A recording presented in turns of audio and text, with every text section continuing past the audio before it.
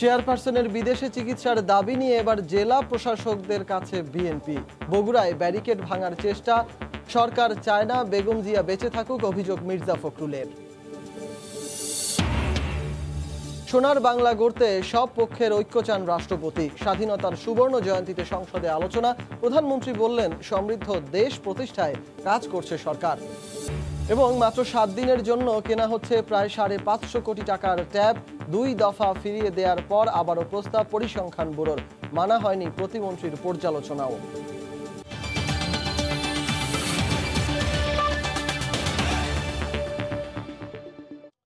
দেখছিলেন শিরোনাম, জনপদের সময়, সঙ্গে আছি আমি সজল মিত্র রিচার্ড। এবার জেলা প্রশাসকদের কাছে বিএনপি নেতাকর্মীরা। দলটির চেয়ারপারসন বেগম খালেদা জিয়াকে চিকিৎসার জন্য বিদেশে নেয়ার দাবিতে কেন্দ্রীয় কর্মসূচির অংশ হিসেবে দেশের বিভিন্ন জেলা প্রশাসকের কাছে দেয়া হলো স্মারকলিপি। বগুড়ায় পুলিশের ব্যারিকেড ভেঙে জেলা প্রশাসক কার্যালয়ের দিকে যাওয়ার চেষ্টা করলে পুলিশ বাধা দেয়। কেন্দ্রীয় কর্মসূচি পালনে বগুড়ায় মিছিল আর প্রতিবাদী স্লোগানে রাস্তায় নামে শত শত বিএনপি নেতাকর্মী। এ সময় শহরের নবাববাড়ি রোডে পুলিশের ব্যারিকেড ভেঙে জেলা প্রশাসকের কার্যালয়ের দিকে রওনা হন তারা। কয়েকজনকে যাওয়ার কথা বলা হলেও পুলিশের বাধা উপেক্ষা করেই দলবদ্ধভাবে মিছিল সহকারে জেলা প্রশাসকের কার্যালয়ে প্রবেশের চেষ্টা করেন তারা। পরে 4 জনের একটি প্রতিনিধি দল স্মারকলিপি জমা দেন। আলটিমেটাম দেওয়ার আমাদের অধিকার, পুলিশের দায়িত্ব হলো আমাদেরকে নিরাপত্তা নিশ্চিত করা। বুধবার বেলা 12টার দিকে ময়মনসিংহ নগরের নতুন বাজারের দলীয় কার্যালয়ের সামনে জড়ো হন বিএনপির জেলা ও মহানগরের বিভিন্ন ওয়ার্ডের নেতাকর্মীরা। পরে বেগম জিয়ার মুক্তির দাবিতে স্লোগান দিতে দিতে জেলা প্রশাসকের কার্যালয়ের সামনে হাজির হন তারা। এ সময় বেগম খালেদা জিয়ার মুক্তি ও সুচিকিৎসার দাবিতে স্মারকলিপি নিয়ে জেলা প্রশাসকের কক্ষে প্রবেশ করে জেলা বিএনপির একটি প্রতিনিধি দল। বেগম খালেদা জিয়ার মুক্তি ও বিদেশে চিকিৎসার দাবিতে খুলনা মহানগর ও জেলা বিএনপির পক্ষ থেকে জেলা প্রশাসককে স্মারকলিপি দেওয়া হয়েছে। এটি যদি না করেন সরকার, তো সরকারকেই কঠিন পরিস্থিতির মুখোমুখি হতে হবে। বেগম জিয়াকে সুচিকিৎসার জন্য বিদেশ পাঠানো না হলে যে কোনো অনাকাঙ্ক্ষিত ঘটনার দায় সরকারকে নিতে হবে বলে হুঁশিয়ার করেছেন গাইবান্ধা জেলা বিএনপি নেতারা। এছাড়া রাজশাহী, ঝিনাইদহ, দিনাজপুর, রাঙামাটি সহ দেশের বিভিন্ন জেলায় বুধবার সকাল থেকেই কেন্দ্রীয় কর্মসূচি পালনে রাজপথে সরব ছিল বিএনপির নেতাকর্মীরা। সাদিয়া আফরিন, সময় সংবাদ। বেগম খালেদা জিয়া বেঁচে থাকুক, সরকার তা চায় না বলে মন্তব্য করে বিএনপি মহাসচিব মির্জা ফখরুল ইসলাম আলমগীর বলেছেন তাকে বিদেশে যাওয়ার অনুমতি দেওয়ার সব ক্ষমতা সরকারের হাতে। দুপুরে দলের কেন্দ্রীয় কার্যালয়ে যৌথ সভা শেষে সংবাদ সম্মেলনে একথা বলেন তিনি। বেগম জিয়ার মুক্তি ও বিদেশে চিকিৎসার দাবিতে 25 নভেম্বর থেকে 4 ডিসেম্বর পর্যন্ত বিক্ষোভ সমাবেশ সহ 8 দিনের কর্মসূচি ঘোষণা করেন মির্জা ফখরুল। শারীরিক অবস্থার অবনতি হওয়ায় 3য় দফায় হাসপাতালে ভর্তির পর বেগম জিয়াকে মুক্তি দিয়ে বিদেশে চিকিৎসার দাবিতে বেশ কদিন ধরেই রাজপথে বিএনপি। এরই ধারাবাহিকতায় পূর্ব ঘোষিত কর্মসূচি অনুযায়ী ঢাকা জেলা প্রশাসকের কাছে বেগম জিয়ার মুক্তির দাবিতে স্মারকলিপি দেন বিএনপি নেতারা। এ সময় দলের সিনিয়র যুগ্ম মহাসচিব রুহুল কবির রিজভী হুঁশিয়ারি দিয়ে বলেন, বেগম জিয়ার যে কোনো অবস্থার জন্য দায়ী থাকবে বর্তমান সরকার। অবিলম্বে দেশনেত্রী বেগম খালেদা জিয়ার মুক্তি দিয়ে তাকে বিদেশে সুচিকিৎসার ব্যবস্থা করা হোক, অন্যথায় এদেশের সংগ্রামী মানুষ, এদেশের কোটি কোটি জনতা বসে থাকবে না। এদিকে দলের চেয়ারপারসনের মুক্তির দাবিতে নয়াপল্টনে দলের কেন্দ্রীয় কার্যালয়ে যৌথ সভা করে বিএনপি। সভা শেষে দলের মহাসচিব মির্জা ফখরুল ইসলাম আলমগীর অভিযোগ করেন, সরকারের হস্তক্ষেপেই উন্নত চিকিৎসায় বিদেশে যেতে পারছেন না বেগম জিয়া। সরকারের ইচ্ছা নেই যে তিনি বেঁচে থাকুক। এখন যে অবস্থা আছে সেই অবস্থায় তাকে সরকার এই মুহূর্তেই তাকে বিদেশে চিকিৎসার জন্য পাঠাতে পারেন। সমস্ত ক্ষমতা সরকারের এবং সমস্ত দায় সেই জন্যই সরকারের। দলীয় নেত্রীর উন্নত চিকিৎসায় বিদেশে নিতে 25 থেকে 4 ডিসেম্বর পর্যন্ত সারা দেশে আবারও সমাবেশ, বিক্ষোভ সহ বিভিন্ন কর্মসূচি ঘোষণা করেন বিএনপি মহাসচিব। এটা সম্পূর্ণভাবে নির্ভর করবে দেশনেত্রী বেগম খালেদা জিয়ার স্বাস্থ্য কেমন থাকছে, তার শারীরিক অবস্থার উপরে। এর প্রয়োজনে কর্মসূচি পরিবর্তন হতে পারে। নাজমুস সালেহী, সময় সংবাদ, ঢাকা। উন্নয়নে ঈর্ষান্বিত হয়ে বিএনপি সাম্প্রদায়িক অপশক্তিকে সঙ্গে নিয়ে বিশৃঙ্খলা সৃষ্টির পায়তারা করছে বলে মন্তব্য করেছেন আওয়ামী লীগ সাধারণ সম্পাদক ওবায়দুল কাদের। সকালে নাটোরের বড়াইগ্রাম উপজেলা আওয়ামী লীগের ত্রিবার্ষিক সম্মেলনে তার বাসভবন থেকে ভার্চুয়ালি যুক্ত হয়ে একথা বলেন তিনি। বিএনপি আজকে সাম্প্রদায়িক শক্তির উপর ভর করে ওদের পৃষ্ঠপোষকতা দিয়ে সরকারের উন্নয়নের বিরুদ্ধে, অর্জনের বিরুদ্ধে বিষোদ্গার করছে, আজকে মিথ্যাচার করছে। তাদের রাজনীতি মাঠে নেই, তাদের রাজনীতি আজকে প্রেস ব্রিফিংয়ে সীমিত। তারেক রহমান শুধু লন্ডন থেকে বাংলাদেশের বিরুদ্ধে ষড়যন্ত্র করছে। কাজে আওয়ামী লীগকে এই মুহূর্তে শেখ হাসিনার নেতৃত্বে ঐক্যবদ্ধ হতে হবে। বেগম খালেদা জিয়ার জীবন সংকটাপন্ন এটি এভার কেয়ার হাসপাতালের কোনো চিকিৎসক এখনো বলেননি, বলছে বিএনপি। দুপুরে সচিবালয়ে একথা বলেছেন তথ্যমন্ত্রী ডক্টর হাসান মাহমুদ। তিনি বলেন, চিকিৎসার জন্য নয়, রাজনৈতিক উদ্দেশ্য হাসিল করতেই বিএনপি বেগম জিয়াকে বিদেশে পাঠাতে চায়। বেগম খালেদা জিয়ার জীবন সংকটাপন্ন এটি কে বলছেন? এটি বলছেন মির্জা ফখরুল ইসলাম আলমগীর সাহেব, বিএনপির কেন্দ্রীয় নেতৃবৃন্দ বলছেন। কোনো ডাক্তার কিন্তু এখনো বলেননি বা এভার কেয়ার হাসপাতাল বলেনি যে বেগম জিয়ার জীবন সংকটাপন্ন। বিএনপি নেতারা চিকিৎসক হয়ে গেছেন, সেটি হচ্ছে আমার প্রশ্ন। সবসময়ই তারা দাবি তুলেছে বেগম জিয়াকে বিদেশ পাঠাতে হবে। এই জিকির তোলার কারণ হচ্ছে রাজনৈতিক উদ্দেশ্য প্রণোদিত। তারা বিশেষত বেগম জিয়াকে পাঠাতে চান লন্ডনে। তারেক জিয়া দণ্ডপ্রাপ্ত পলাতক আসামি হয়ে সেখান থেকে তিনি রাজনীতি করছেন। বেগম জিয়াকেও পাঠিয়ে দিয়ে তারা সেই কাজটি করাতে চান। জনপদের সময় আরো থাকছে। মুন্সিগঞ্জে সড়কের নিচের মাটি সরে বড় গর্ত, বিলের পানিতে ডুবেছে ফসলি জমি। ঝুঁকিপূর্ণ হওয়ায় দিঘির পাড় ঢাকা আঞ্চলিক সড়কে যান চলাচল বন্ধ। সোনার বাংলা গড়তে দেশের সব পক্ষের মধ্যে বৃহত্তর ঐক্য কামনা করে রাষ্ট্রপতি আব্দুল হামিদ বলেছেন, সুশাসন প্রতিষ্ঠায় দল মত নির্বিশেষে সমন্বিতভাবে কাজ করতে হবে। বিকেলে স্বাধীনতার সুবর্ণ জয়ন্তী উপলক্ষে জাতীয় সংসদে আয়োজিত বিশেষ আলোচনায় একথা বলেন রাষ্ট্রপতি। আলোচনার সূচনা পর্বে বক্তব্য রেখেছেন প্রধানমন্ত্রী শেখ হাসিনাও। তিনি বলেন, আর্থ সামাজিক উন্নয়নের মাধ্যমে জ্ঞান নির্ভর সমৃদ্ধ দেশ গড়ে তুলতে কাজ করছে আওয়ামী লীগ সরকার। চলতি বছরে স্বাধীনতার 50 বছর উদযাপন করছে জাতি। সুবর্ণ জয়ন্তীর ঐতিহাসিক এই ক্ষণকে স্মরণীয় করে রাখতে রাষ্ট্রীয় নানা আনুষ্ঠানিক উদ্যোগের পাশাপাশি জাতীয় সংসদেও আয়োজিত হলো বিশেষ আলোচনা পর্ব। বুধবার দুপুরে জাতীয় সংসদের অধিবেশন কক্ষে এ উপলক্ষে ভাষণ দিতে উপস্থিত ছিলেন রাষ্ট্রপতি মোহাম্মদ আব্দুল হামিদ। রেওয়াজ মাফিক জাতীয় সঙ্গীতের মাধ্যমে সংসদ কক্ষে তাকে অভিবাদন জানান উপস্থিত সরকারি ও বিরোধী দলের আইন প্রণেতারা। মাথা উঁচু করে দাঁড়ানোর সাহস দিয়েছে। আলোচনার সূচনা পর্বে স্মারক বক্তব্য রাখেন আব্দুল হামিদ। তিনি বলেন, অগ্রগতির ধারা বজায় রেখে এখন সময় সুশাসন নিশ্চিতে সমন্বিত উদ্যোগ নেয়ার। অর্থনীতি ও সামাজিক উন্নয়নের বিভিন্ন সূচকে বাংলাদেশ অভূতপূর্ব সাফল্য অর্জন করেছে এবং কিছু কিছু সূচকে বাংলাদেশ প্রতিবেশী দেশসমূহের চেয়ে এগিয়ে রয়েছে। সুশাসন প্রতিষ্ঠায় দলমত নির্বিশেষে রাজনৈতিক নেতৃবৃন্দ, সুশীল সমাজ এবং অংশীজনদের সমন্বিতভাবে কাজ করে যেতে হবে। বৃহত্তর ঐক্যের আহ্বান জানিয়ে রাষ্ট্রপ্রধান বলেন, শহীদদের ঋণ শোধে পুরো জাতিকে ঐক্যবদ্ধ হওয়ার বিকল্প নেই। রাজনৈতিক দলসমূহকে পরমত সহিষ্ণুতা ও পারস্পরিক শ্রদ্ধাবোধের সংস্কৃতি গড়ে তুলতে হবে। দল ও মত পথের পার্থক্য বলে ধর্ম বর্ণ গোত্র নির্বিশেষে জাতির গণতান্ত্রিক অভিযাত্রা ও দেশের আর্থসামাজিক উন্নয়ন ত্বরান্বিত করার মধ্য দিয়ে লাখো শহীদের রক্তের ঋণ পরিশোধ করি। রাষ্ট্রপতির বক্তব্যের পর সংসদীয় রীতি মাফিক কার্যপ্রণালী বিধির 147 ধারা অনুযায়ী সুবর্ণ জয়ন্তীর ওপর আলোচনার প্রস্তাব উত্থাপন করেন প্রধানমন্ত্রী ও সংসদ নেতা শেখ হাসিনা। আজকে যে সম্মানজনক অবস্থানে আসতে আমাদের 50 বছর পূর্তিতে আমরা যে জায়গায় আসতে পেরেছি, সেই জায়গায় আমরা স্বাধীনতার 10 বছরের মধ্যে পৌঁছে যেতে পারতাম যদি জাতির পিতা বেঁচে থাকত। ভবিষ্যতের জ্ঞান নির্ভর সমাজ প্রতিষ্ঠার জন্য জাতিকে প্রস্তুত করে তোলা হচ্ছে বলেও উল্লেখ করেন সরকার প্রধান। বাঙালি জাতিকে উন্নত, সমৃদ্ধ, আধুনিক জ্ঞান সম্পন্ন জাতি হিসেবে আমরা উন্নীত করতে চাই। ইনশাআল্লাহ সেই সোনার বাংলা আমরা গড়তে পারবো। সব ষড়যন্ত্র আর চ্যালেঞ্জ মোকাবিলা করে সুখী সমৃদ্ধ দেশ গড়ার লক্ষ্যে আওয়ামী লীগ সরকার বদ্ধপরিকর, দৃঢ় কণ্ঠে জানান বঙ্গবন্ধু কন্যা। বাংলাদেশের জনগণের প্রতি কৃতজ্ঞতা জানাই যে তারা আমাদের উপর আস্থা রেখেছে, বিশ্বাস রেখেছে, বারবার ভোট দিয়েছে।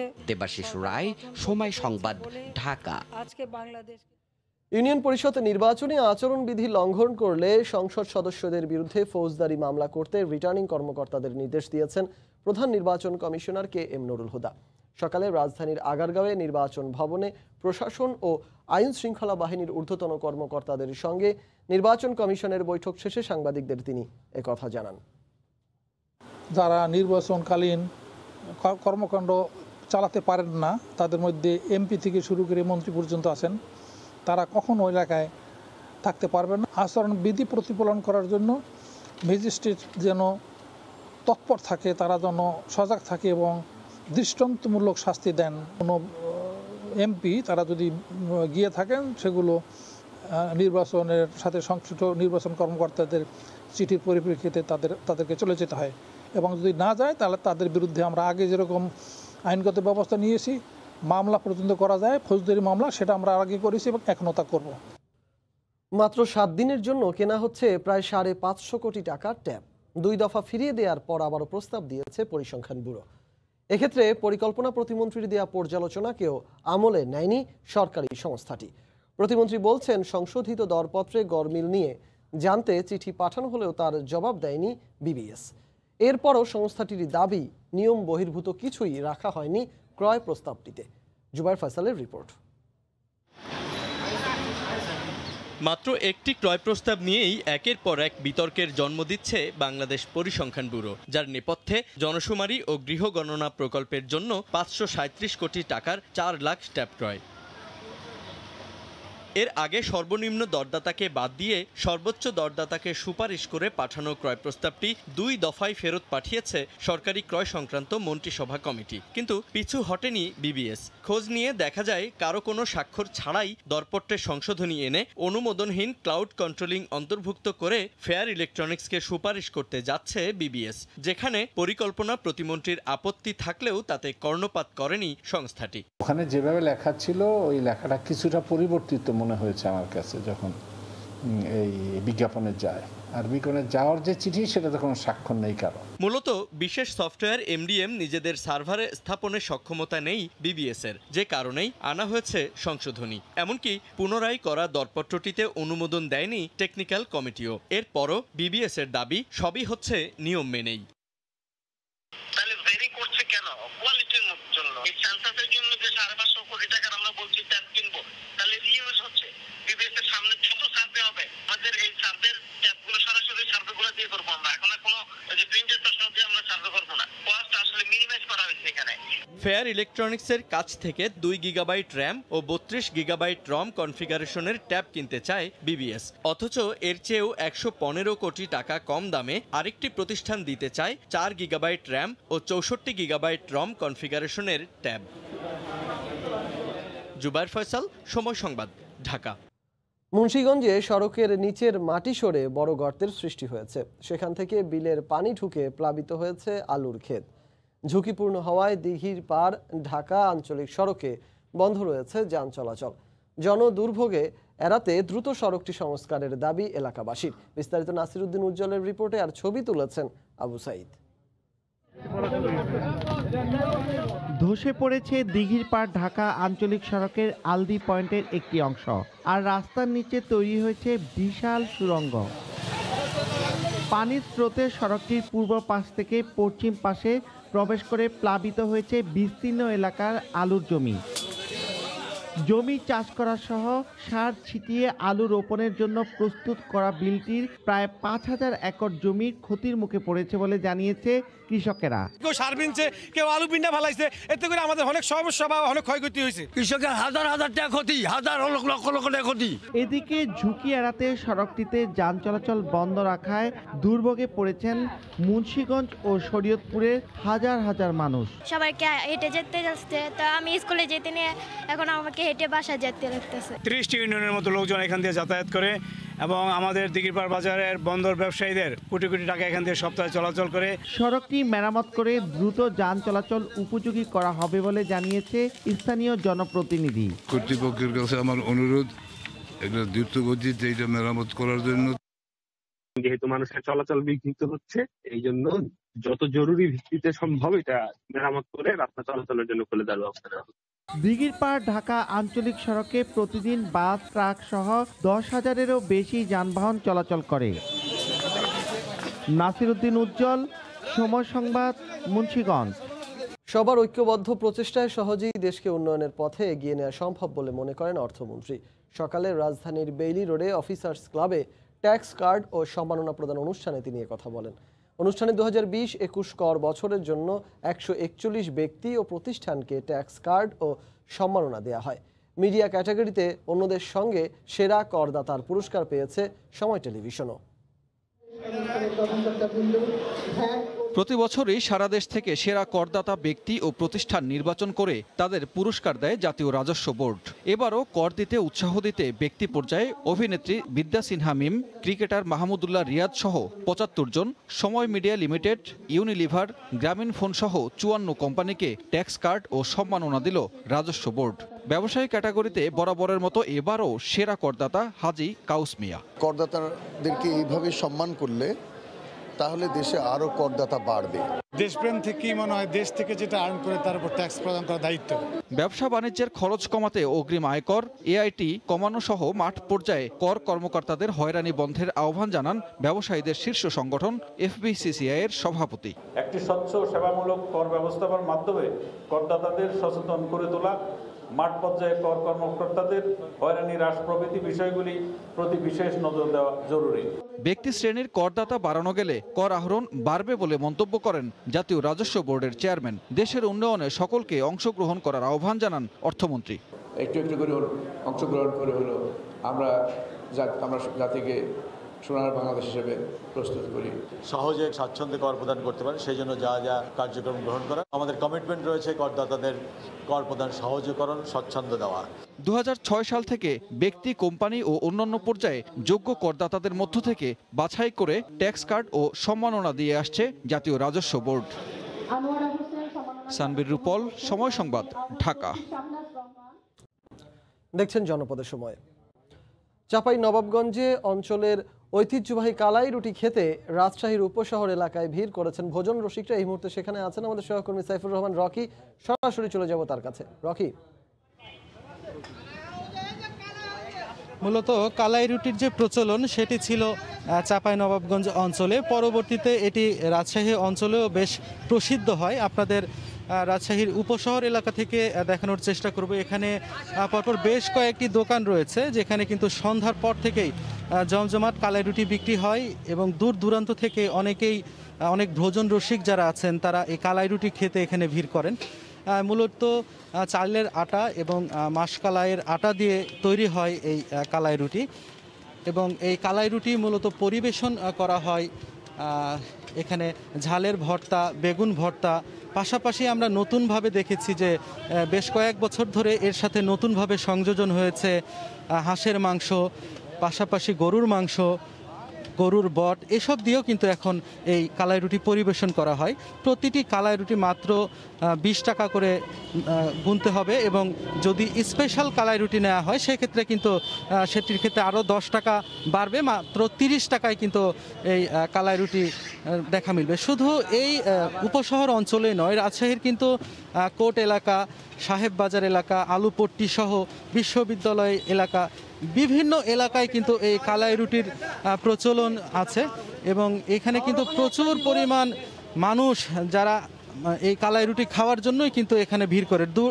শুধু এই অঞ্চলের মানুষই নয়, অন্য অঞ্চলের মানুষও কিন্তু এই কালাই রুটি খাওয়ার জন্য এখানে আসেন এবং রাজশাহীতে বেড়ানোর উদ্দেশ্যে বা কোনো কাজে আসলেও কিন্তু তারা অনেকেই এই রুটি খাওয়ার জন্য কিন্তু এই কালাই রুটির দোকানগুলো খুঁজে বেড়ান। অস্থায়ীভাবে গড়ে ওঠা এই দোকানগুলোতে আপনারা দেখতে পাচ্ছেন যে এখন বিপুল সংখ্যক মানুষ আসেন সন্ধ্যার পর থেকে এবং তারা কিন্তু প্রচুর এই কালাই রুটি খেয়ে কিন্তু তারা অনেক বেশি আনন্দিত, এমনটাই আসলে আমাদেরকে বলেছেন। আমরা ব্যবসায়ীদের সাথেও কথা বলেছি, দোকানদার, তারা যেটি বলছেন যে এই কালাই রুটির যে প্রচলন দিন দিন কিন্তু এটা বাড়ছে। এই ছিল আমার কাছে রাজশাহী থেকে কালাই রুটির সর্বশেষ। রিচার্ড, রাজশাহীর উপশহর এলাকায় কালাই রুটি খাওয়ার ধুম পড়েছে, সে খবরই জানাচ্ছিলেন আমাদের সহকর্মী সাইফুর রহমান রকি। জানিয়ে দিচ্ছি জনপদের সময় শিরোনামগুলো।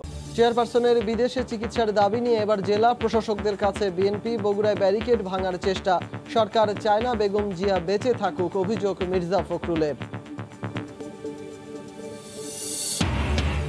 সোনার বাংলা গড়তে সব পক্ষের ঐক্য চান রাষ্ট্রপতি। স্বাধীনতার সুবর্ণ জয়ন্তীতে সংসদে আলোচনা। প্রধানমন্ত্রী বললেন, সমৃদ্ধ দেশ প্রতিষ্ঠায় কাজ করছে সরকার। এই ছিল জনপদের সময়, সঙ্গে থাকুন সময়।